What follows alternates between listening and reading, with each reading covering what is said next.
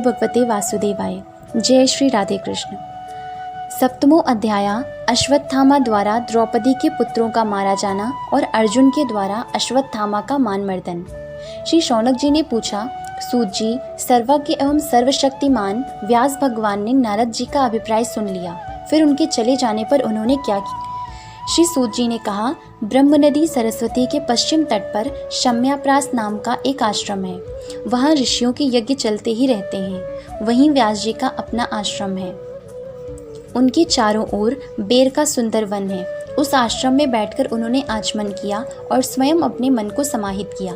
उन्होंने भक्ति योग के द्वारा अपने मन को पूर्णतया एकाग्र और निर्मल करके आदि पुरुष परमात्मा और उनके आश्रय से रहने वाली माया को देखा। इसी माया से मोहित होकर यह जीव तीनों गुणों से अतीत होने पर भी अपने को ही त्रिगुणात्मक मान लेता है और इस मान्यता के कारण होने वाले अनर्थों को भोगता है।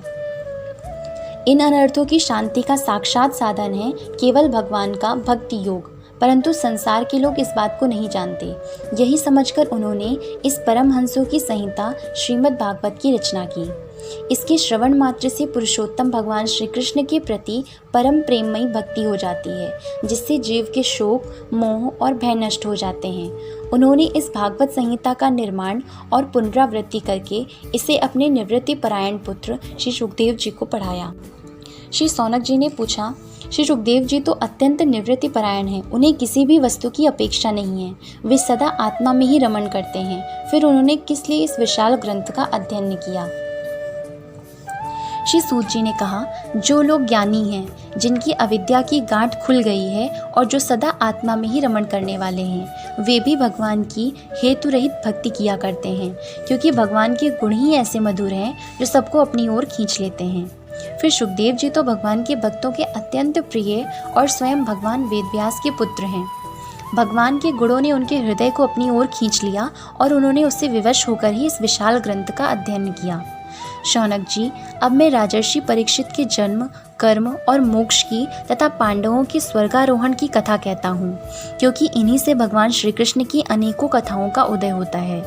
जिस समय महाभारत युद्ध में कौरव और पांडव दोनों पक्षों के बहुत से वीर गति को प्राप्त हो चुके थे और भीमसेन की गदा के प्रहार से दुर्योधन की जांघ टूट चुकी थी, तब अश्वत्थामा ने अपने स्वामी दुर्योधन का प्रिय कार्य समझकर द्रौपदी के सोते हुए पुत्रों के सिर काटकर उसे भेंट किए। यह घटना दुर्योधन को भी अप्रिय ही लगी, क्योंकि ऐसे नीच कर्म की सभी निंदा करते हैं। उन बालकों की माता द्रौपदी अपने पुत्रों का निधन सुनकर अत्यंत दुखी हो गई।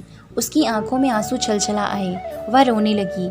अर्जुन ने उसे सांत्वना देते हुए कहा, कल्याणी, मैं तुम्हारे आंसू तब पोंछूंगा जब उस आतताई ब्राह्मण अधम का सिर गांडीव धनुष के बाणों से काटकर तुम्हें भेंट करूंगा और पुत्रों की अंत्येष्टि क्रिया के बाद तुम उस पर पैर रखकर स्नान करोगी।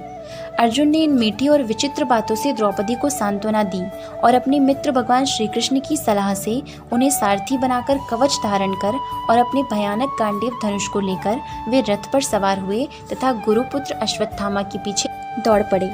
बच्चों की हत्या से अश्वत्थामा का भी मन उद्विग्न हो गया था। जब उसने दूर से ही देखा कि अर्जुन मेरी ओर झपटे हुए आ रहे हैं, तब वह अपने प्राणों की रक्षा के लिए पृथ्वी पर जहां तक भाग सकता था रुद्र से भयभीत सूर्य की भांति भागता रहा। जब उसने देखा कि मेरे रथ के घोड़े थक गए हैं और मैं बिल्कुल अकेला हूँ, तब उसने अपने को बचाने का एकमात्र साधन ब्रह्मास्त्र ही समझा।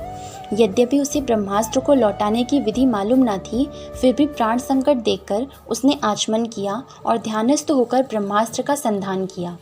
उस अस्त्र से सब दिशाओं में एक बड़ा प्रचंड तेज फैल गया। अर्जुन ने देखा कि अब तो मेरे प्राणों पर ही आ बनी है। तब उन्होंने श्री कृष्ण से प्रार्थना की। अर्जुन ने कहा, श्री कृष्ण, तुम सच्चिदानंद घन स्वरूप परमात्मा हो। तुम्हारी शक्ति अनंत है। तुम ही भक्तों को अभय देने वाले हो। जो संसार की धधकती हुई आग में जल रहे हैं, उन जीवों को उससे उबारने वाले एकमात्र तुम ही हो। तुम प्रकृति से परे रहने वाले आदि पुरुष साक्षात परमेश्वर हो। अपनी चित्त शक्ति से बहिरंग एवं त्रिगुणमयी माया को दूर भगाकर अपने अद्वितीय स्वरूप में स्थित हो। वही तुम अपने प्रभाव से माया मोहित जीवों के लिए धर्मादि रूप कल्याण का विधान करते हो। तुम्हारा यह अवतार पृथ्वी का भार हरण करने के लिए और तुम्हारे अनन्य प्रेमी भक्तजनों की निरंतर स्मरण ध्यान करने के लिए है। स्वयं प्रकाश स्वरूप श्री कृष्ण, यह भयंकर तेज सब ओर से मेरी ओर आ रहा है। यह क्या है, कहाँ से क्यों आ रहा है, इसका मुझे बिल्कुल पता नहीं है। भगवान ने कहा, अर्जुन, यह अश्वत्थामा का चलाया हुआ ब्रह्मास्त्र है। यह बात समझ लो कि प्राण संकट उपस्थित होने से उसने इसका प्रयोग तो कर दिया है, परंतु वह इस अस्त्र को लौटाना नहीं जानता। किसी भी दूसरे अस्त्र में इसको दबा देने की शक्ति नहीं है। तुम शास्त्र विद्या को भली भांति जानते ही हो। ब्रह्मास्त्र के तेज से ही इस ब्रह्मास्त्र की प्रचंड आग को बुझा दो। सूत जी कहते हैं, अर्जुन विपक्षी वीरों को मारने में बड़े प्रवीण थे। भगवान की बात सुनकर उन्होंने आचमन किया और भगवान की परिक्रमा करके ब्रह्मास्त्र के निवारण के लिए ब्रह्मास्त्र का ही संधान किया। बाणों से वेष्टित उन दोनों ब्रह्मास्त्रों के तेज प्रलयकालीन सूर्य एवं अग्नि के समान आपस में टकराकर सारे आकाश और दिशाओं में फैल गए और बढ़ने लगे। तीनों लोकों को जलाने वाली उन दोनों अस्त्रों की बढ़ी हुई लपटों से प्रजा जलने लगी और उसे देखकर सबने यही समझा कि यह प्रलय काल की सांवर्तक अग्नि है। उस आग से प्रजा का और लोगों का नाश होते देखकर भगवान की अनुमति से अर्जुन ने उन दोनों को ही लौटा लिया। अर्जुन की आंखें क्रोध से लाल लाल हो रही थीं। उन्होंने झपटकर उस क्रूर अश्वत्थामा को पकड़ लिया और जैसे कोई रस्सी से पशु को बांध ले वैसे ही बांध लिया। अश्वत्थामा को बलपूर्वक बांधकर अर्जुन ने जब शिविर की ओर ले जाना चाहा, तब उनसे कमल नयन भगवान श्री कृष्ण ने कुपित होकर कहा, अर्जुन, इस ब्राह्मण अधम को छोड़ना ठीक नहीं है। इसको तो मार ही डालो।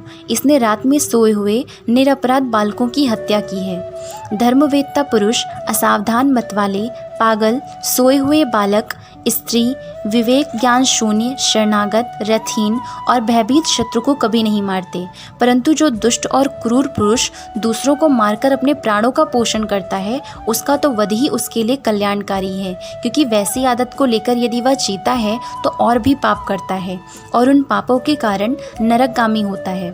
फिर मेरे सामने ही तुमने द्रौपदी से प्रतिज्ञा की थी कि मानवती, जिसने तुम्हारे पुत्रों का वध किया है, उसका सिर मैं उतार लाऊंगा। इस पापी कुलांगार आताई ने तुम्हारे पुत्रों का वध किया है और अपने स्वामी दुर्योधन को भी दुख पहुंचाया है। इसलिए अर्जुन, इसे मार ही डालो। भगवान श्री कृष्ण ने अर्जुन के धर्म की परीक्षा लेने के लिए ही इस प्रकार प्रेरणा की, परंतु अर्जुन का हृदय महान था। यद्यपि अश्वत्थामा ने उनके पुत्रों की हत्या की थी, फिर भी अर्जुन के मन में गुरुपुत्र को मारने की इच्छा नहीं हुई। इसके बाद अपने मित्र और सारथी श्री कृष्ण के साथ वे अपने युद्ध शिविर में पहुंचे। वहां अपने मृत पुत्रों के लिए शोक करती हुई द्रौपदी को उसे सौंप दिया। द्रौपदी ने देखा कि अश्वत्थामा पशु की तरह बांधकर लाया गया है। निंदित कर्म करने के कारण उसका मुख नीचे की ओर झुका हुआ है। अपना अनिष्ट करने वाले गुरुपुत्र अश्वत्थामा को इस प्रकार अपमानित देखकर द्रौपदी का कोमल हृदय कृपा से भर गया और उसने अश्वत्थामा को नमस्कार किया। गुरुपुत्र का इस प्रकार बांधकर लाया जाना सती द्रौपदी को सहन नहीं हुआ। उसने कहा, छोड़ दो इन्हें, ये ब्राह्मण हैं, हम लोगों के अत्यंत पूजनीय हैं, जिनकी कृपा से आपने रहस्य के साथ सारे धनुर्वेद और प्रयोग तथा उपसंहार के साथ संपूर्ण शस्त्रास्त्रों का ज्ञान प्राप्त किया है। वे आपके आचार्य द्रोण ही पुत्र के रूप में आपके सामने खड़े हैं। उनकी अर्धांगिनी कृपी अपने वीर पुत्र की ममता से ही अपने पति का अनुगमन नहीं कर सकी। वे अभी जीवित हैं। महाभाग्यवान आर्यपुत्र, आप तो बड़े धर्मज्ञ हैं। जिस गुरु वंश की नित्य पूजा और वंदना करनी चाहिए, उसी को व्यथा पहुंचाना आपके योग्य कार्य नहीं है। जैसे अपने बच्चों के मर जाने से मैं दुखी होकर रो रही हूँ और मेरी आंखों से बार बार आंसू निकल रहे हैं, वैसे ही इनकी माता पतिव्रता गौतमी न रोएं। जो उच्छृंखल राजा अपने कुकृत्यों से ब्राह्मण कुल को कुपित कर देते हैं, वह कुपित ब्राह्मण कुल उन राजाओं को सपरिवार शोकाग्नि में डालकर शीघ्र ही भस्म कर देता है। सूत जी ने कहा, शौनकादि ऋषियों, द्रौपदी की बात धर्म और न्याय के अनुकूल थी। उसमें कपट नहीं था, करुणा और समता थी। अतएव राजा युधिष्ठिर ने रानी के इन हित भरे श्रेष्ठ वचनों का अभिनंदन किया। साथ ही नकुल, सहदेव, सात्यकी, अर्जुन, स्वयं भगवान श्री कृष्ण और वहां पर उपस्थित सभी नर नारियों ने द्रौपदी की बात का समर्थन किया।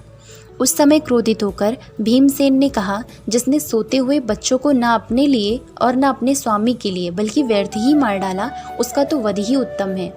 भगवान श्री कृष्ण ने द्रौपदी और भीमसेन की बात सुनकर और अर्जुन की ओर देखकर कुछ हंसते हुए से कहा। भगवान श्री कृष्ण बोले, पतित ब्राह्मण का भी वध नहीं करना चाहिए और आतताई को मार ही डालना चाहिए। शास्त्रों में मैंने ही ये दोनों बातें कही हैं, इसलिए मेरी दोनों आज्ञाओं का पालन करो। तुमने द्रौपदी को सांत्वना देते समय जो प्रतिज्ञा की थी उसे भी सत्य करो, साथ ही भीमसेन, द्रौपदी और मुझे जो प्रिय हो वह भी करो। सूत जी कहते हैं, अर्जुन भगवान के हृदय की बात तुरंत ताड़ गए और उन्होंने अपनी तलवार से अश्वत्थामा के सिर की मणि उसके बालों के साथ उतार ली। बालकों की हत्या करने से वह श्रीहीन तो पहले ही हो गया था, अब मणि और ब्रह्म तेज से भी रहित हो गया। इसके बाद उन्होंने रस्सी का बंधन खोलकर उसे शिविर से निकाल दिया। मूंड देना, धन छीन लेना और स्थान से बाहर निकाल देना, यही ब्राह्मण धर्मों का वध है। उनके लिए इससे भिन्न शारीरिक वध का विधान नहीं है। पुत्रों की मृत्यु से द्रौपदी और पांडव सभी शोकातुर हो रहे थे। अब उन्होंने अपने मरे हुए भाई बंधुओं की दाहादि अंत्येष्टि क्रिया की। ओम नमो भगवते वासुदेवाय। जय Shri Radhe Krishna. Like and subscribe the Kanha's Introvert Yogini and stay tuned for the next videos. Jai Shri Radhe Krishna.